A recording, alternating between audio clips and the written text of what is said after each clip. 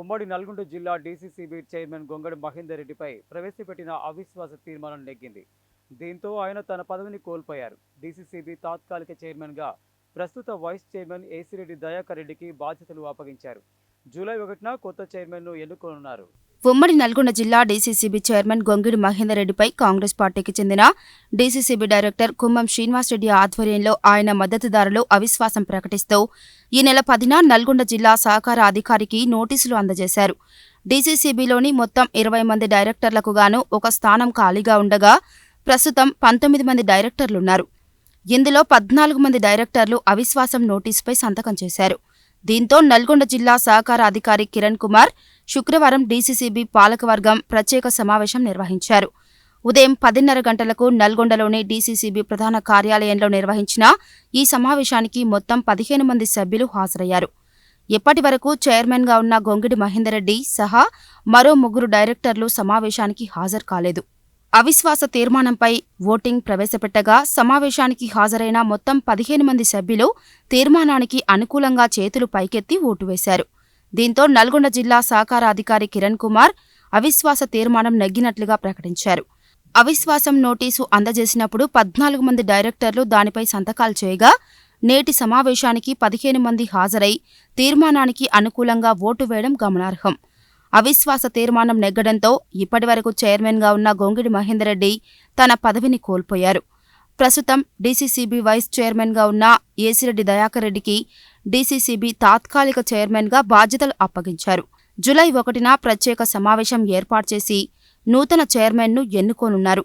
ఇదిలా ఉంటే కాంగ్రెస్ పార్టీకి చెందిన డీసీసీబీ డైరెక్టర్ కుమ్మం శ్రీనివాసరెడ్డి ఆధ్వర్యంలో ఈ నెల 10న అవిశ్వాస నోటీసు అందజేసిన డైరెక్టర్లు అటు నుండి అటే క్యాంపుకు బయలుదేరి వెళ్లారు. 18 రోజుల పాటు క్యాంపులో ఉన్న డైరెక్టర్లు శుక్రవారం ప్రత్యేక బస్సులో నేరుగా డీసీసీబీ కార్యాలయం వద్దకు చేరుకుని సమావేశంలో పాల్గొన్నారు. 2020 ఫిబ్రవరి 29న బాధ్యతలు స్వీకరించిన ప్రస్తుత డీసీసీబీ పాలక మండలి పదవీకాలం 2025 ఫిబ్రవరి 29 వరకు ఉంది.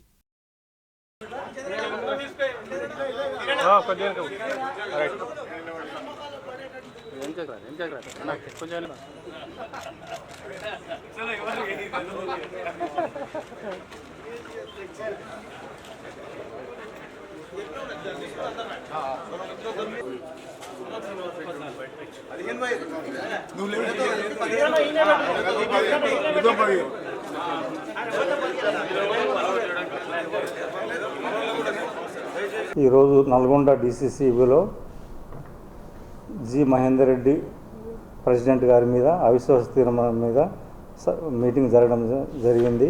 అందులో మొత్తము 20 మందికి గాను 19 మంది సభ్యులు ఉన్నారు ప్రజెంట్.